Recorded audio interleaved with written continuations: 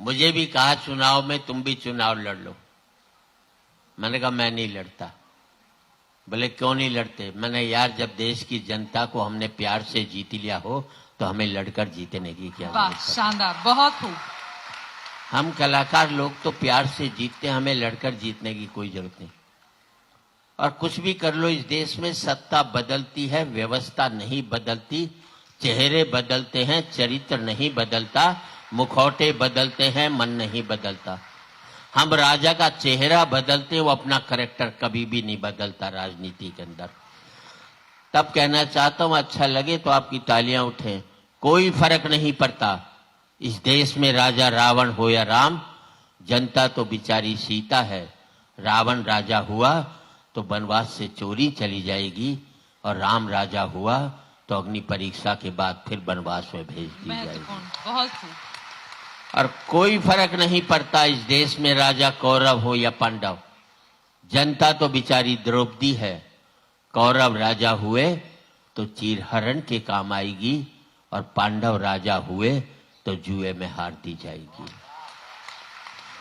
और कोई फर्क नहीं पड़ता इस देश में राजा हिंदू हो या मुसलमान, जनता तो बेचारी लाश है। हिंदू राजा हुआ तो जला दी जाएगी, और मुसलमान राजा हुआ तो दफना दी जाएगी। मुसलमान राजा हुआ।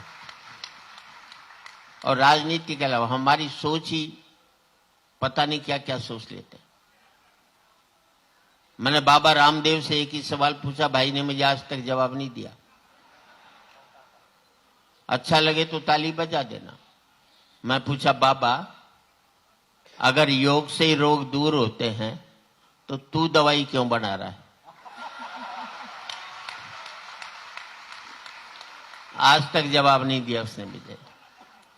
मैंने हजारे जी से सवाल पूछा कि दिल्ली में भ्रष्टाचार के खिलाफ नारे लगाए, वंदे मातरम, भारत मां की जय, तिरंगा झंडा। हजारे जी, ये वंदे मातरम, ये भारत मां की जय, तिरंगा झंडा तब कहां थे जब बंबई में राज ठाकरे के लोग गैर मराठियों को सड़कों पर निकालकर मार रहे थे? तब आपने आंदोलन खड़ा क्यों नहीं किया था? आपकी तालियां कमजोर हैं साहब। और आपको अच्छा लगे तो अब आपकी तालियां उठे। मैं पूछना चाहता हूं आप सबसे, अगर इस मुल्क में महाराष्ट्र में मराठी रहेगा, गुजरात में गुजराती रहेगा, राजस्थान में राजस्थानी रहेगा, फिर मुझे जवाब दो, फिर भारतीय कहां रहेगा इस मुल्क के अंदर? जिन असली मुद्दों पर बात उठनी चाहिए उस मुद्दों पर कोई बात नहीं करता। बेवजह मुद्दों पर हम लोग बात करते हैं।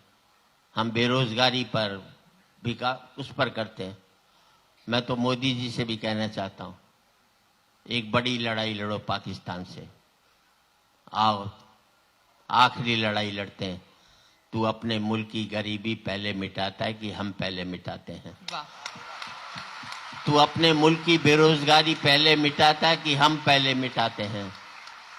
यार, हथियारों का खर्चा दोनों मुल्क का खत्म हो जाए तो कोई भी व्यक्ति इस मुल्क में गरीबी रेखा के नीचे नहीं रह सकता। सबको बहुत बेहतर जिंदगी जीने का मौका मिले। एक सकारात्मक सोच हमारी खत्म हो। हम लोग नकारात्मक सोचते हैं। मुझे याद है 2 अफ्रीकन और 1 हरियाणा वाले तपस्या कर रहे, भगवान प्रसन्न हो गए। तीनों से कहा एक एक वर मांग लो।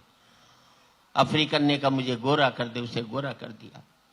दूसरे अफ्रीकन ने देखा बड़ा सुंदर, बोले भगवान मुझे भी गोरा कर दे, उसे भी कर दिया। अब हरियाणा वाले से भगवान ने कहा तू भी एक वर मांग ले। बोले जी मुझे कुछ नहीं चाहिए, इन साड़ों को फिर से काला कर दो बस आपको। हम खुद नहीं तरक्की करना चाहते, हम चाहते हैं दूसरे कमजोर बनाए रहे। और हमारे यहां तो कहा जाता है शास्त्रों में, किसी काम पर निकलो और सामने से अर्थी निकल जाए तो कहते हैं बड़ा अच्छा शगुन है। और मैं कहना चाहता हूं और आपका आशीर्वाद और तालियां चाहूंगा, जिस मुल्क में किसी की मौत आपका शगुन बन जाएगी वो मुल्क कभी भी तरक्की नहीं कर सकता। जिस दिन किसी का आंसू हमारा आंसू बनेगा, जिस दिन किसी की हंसी हमारी हंसी बनेगी, उस दिन आप देखेंगे एक सुनहरा भारत हमारे हाथों में। बहुत महत्वपूर्ण, बहुत शानदार।